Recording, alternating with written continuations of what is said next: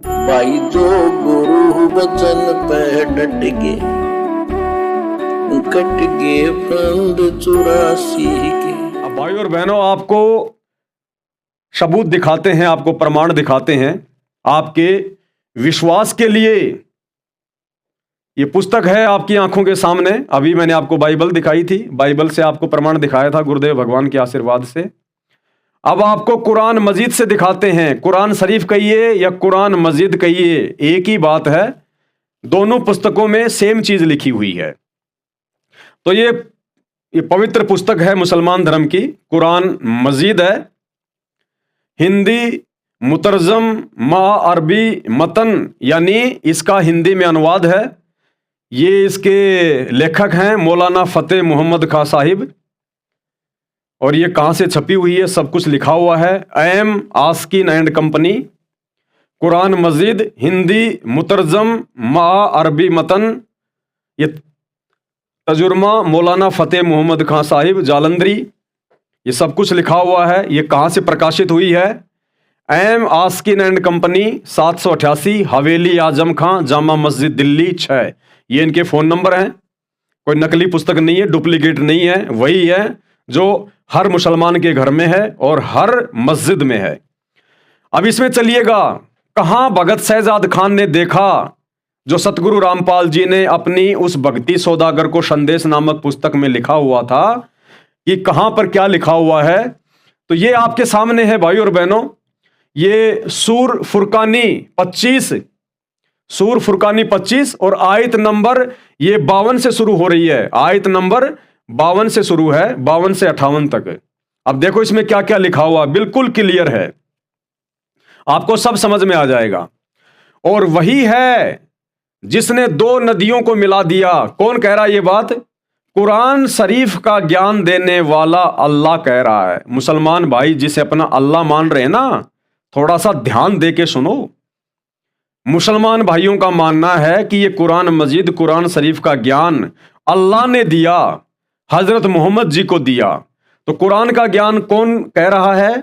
अल्लाह। मुसलमानों के अनुसार उनका अल्लाह कह रहा है। तो अल्लाह तो किसी और अल्लाह के बारे में बता रहा है। और क्या कह रहा है? और वही है जिसने दो नदियों को मिला दिया, एक का पानी मीठा है, प्यास बुझाने वाला है, और दूसरे का खारी है। यानी मुसलमानों का अल्लाह कह रहा है कि वही है, यानी मेरे अलावा वो दूसरा अल्लाह, बड़ा अल्लाह वही है जिसने दो नदियों को मिला दिया, एक का पानी मीठा है प्यास बुझाने वाला और दूसरे का खारी है, छाती जलाने वाला, और दोनों के दरमियान एक आड़ और मजबूत ओट बना दी। और वही है जिसने पानी से आदमी पैदा किया। क्या कह रहा है आयत नंबर 53 में? मुसलमानों का अल्लाह जिसे वो अपना अल्लाह कह रहे हैं, वो असल में अल्लाह नहीं है, वो शैतान है, डुप्लीकेट अल्लाह है, जिसको हिंदू धर्म में काल कहते हैं। वो उस दूसरे अल्लाह की ओर संकेत करते हुए कह रहा है और वही है, और वही तो है, अन्यथा उसको ये बात कहने की क्या जरूरत थी? अगर उसी ने सब कुछ बनाया है तो ये कह देता कि मैंने ये बनाया, मैंने वो बनाया, फिर मैंने ये बनाया। लेकिन वो अल्लाह तो किसी और अल्लाह की ओर संकेत कर रहा है। और क्या कह रहा है? और वही तो है जिसने पानी से आदमी पैदा किया, फिर उसको नसब वाला और दामादी रिश्ते वाला बनाया। और तुम्हारा परवरदिगार हर तरह की कुदरत रखता है। क्या कह रहा है हजरत मोहम्मद को? कि तुम्हारा परवरदिगार, यानी वो स्वयं परवरदिगार नहीं है, उस दूसरे अल्लाह की ओर, उस कबीर भगवान की ओर संकेत कर रहा है कि ए हजरत मोहम्मद, तुम्हारा परवरदिगार हर तरह की कुदरत, यानी हर प्रकार की शक्ति रखता है वो अपने पास में। और ये लोग खुदा को छोड़कर ऐसी चीज की पूजा करते हैं कि जो न उनको फायदा पहुंचा सके और न नुकसान।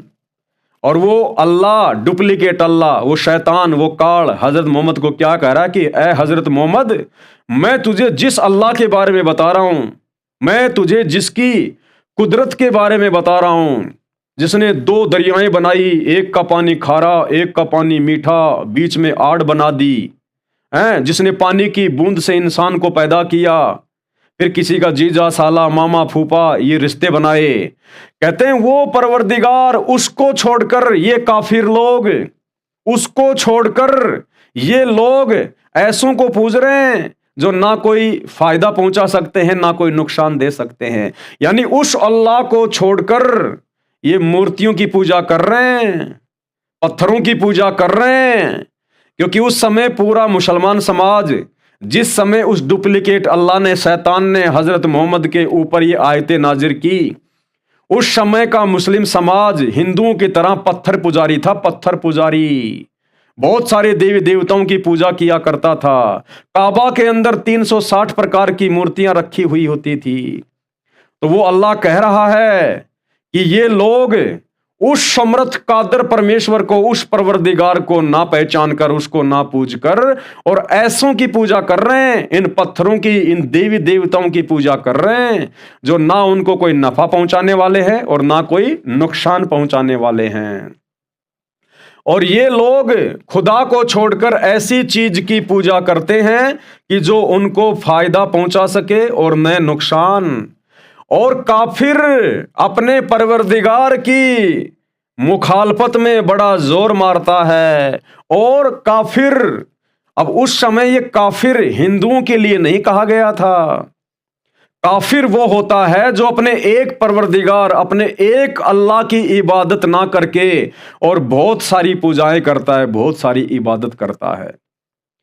तो उस समय जो अन्य मुसलमान समाज था, वो एक परमेश्वर को ना पहचान कर, एक अल्लाह को ना पहचान कर और मूर्तियों की पूजा किया करता था, पत्थरों की पूजा किया करता था, तो उनको काफिर कहा गया है। यानी उस समय का जो मुस्लिम समाज था, जो भी समाज था उस समय, उनको काफिर कहा गया है कि ये काफिर लोग उस परवरदिगार की पूजा ना करके, उसकी इबादत ना करके, जिसने 6 दिन में सृष्टि रची, 7वें दिन तख्त पे जा विराजा, वो बड़ा अल्लाह, रहमान अल्लाह, उसकी इबादत ना करके और इन पत्थरों को पूज रहे हैं जो ना कोई नुकसान पहुंचा सकते, ना कोई फायदा पहुंचा सकते। और काफिर अपने परवरदिगार की मुखालफत में बड़ा जोर मारता है। आयत नंबर 55, और हमने ए मोहम्मद तुमको सिर्फ खुशी और अजाब की खबर सुनाने को भेजा है।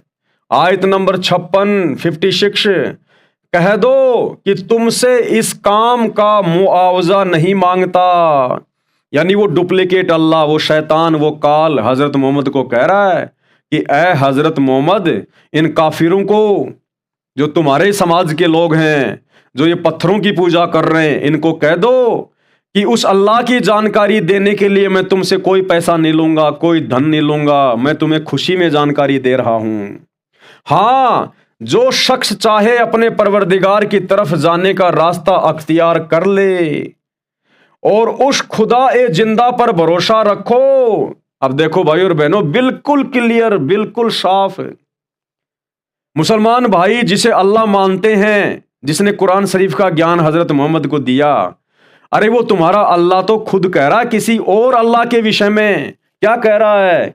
और उस खुदा ए जिंदा पर भरोसा रखो जो कभी नहीं मरनेगा। कि उस खुदा ए जिंदा पर भरोसा रखो, उस परमात्मा पे भरोसा रखो। कौन था वो खुदा ए जिंदा? जो हजरत मोहम्मद जी को मिला था जिंदा रूप में, वो कबीर परमात्मा, कबीर अल्लाह, मुर्शिद रूप में जो हजरत मोहम्मद को मिला था, उसके विषय में वो डुप्लीकेट अल्लाह, वो शैतान जिसे मुसलमान अपना भगवान कहते हैं, वो संकेत कर रहा है। वो कह रहा है हजरत मोहम्मद को, क्या कह रहा है? और उस खुदाए जिंदा पर भरोसा रखो जो कभी नहीं मरेगा। अब अगर अविनाशी, कभी ना मरने वाला, अगर मुसलमान भाई जिसे अपना अल्लाह कहते हैं अगर वही होता, तो फिर वो ये क्यों कहता कि उस खुदाए जिंदा पर भरोसा रखो जो कभी नहीं मरेगा? इसका मतलब जो हजरत मोहम्मद को कुरान का ज्ञान दे रहा है वो तो मरने वाला है, वो तो सदा जिंदा रहने वाला नहीं है, वो अविनाशी नहीं है, क्योंकि वो तो अपने से और किसी अन्य खुदा ए जिंदा पर जो कभी भी मरने वाला नहीं है उसकी ओर संकेत कर रहा है। तो मुसलमान जिसे अपना अल्लाह कह रहे हैं वो भला अविनाशी कहां हुआ? तो ये जो डुप्लीकेट अल्लाह है, जो शैतान है, जो काल है, इसकी जन्म और मृत्यु होती है। ये अविनाशी नहीं है, ये रहम दिल अल्लाह नहीं है, ये तो जबरदस्ती अल्लाह बना बैठा है। अब इसका पर्दाफाश होगा। सतगुरु रामपाल जी ने पूरा पर्दाफाश करके रख दिया है, हर धर्म के धर्म ग्रंथों को दिखा दिखा के। तो क्या कह रहा है वो मुसलमानों का अल्लाह? और उस खुदाए जिंदा पर भरोसा रखो जो कभी नहीं मरेगा, और उसकी तारीफ के साथ तस्बीह करते रहो, और वह अपने बंदों के गुनाहों से खबर रखने को काफी है। यानी वो सबके विषय में जानता है। मुसलमानों को अल्लाह कह रहा है कि मैं जिस अल्लाह की बात कर रहा हूं ना, जो सबसे बड़ा है, जो मेरे से भी बड़ा है, जो खुदा ये जिंदा है, जो कभी नहीं मरता, वो सबके विषय में जानकारी रखता है, सबकी खैर खबर रखता है। कौन पाप कर रहा है और कौन पुण्य कर रहा है। जो गुरु बचन पे डट गए, कट गए फंद 84 के, कट गए फंद 84 के, कट गए फंद 84 के।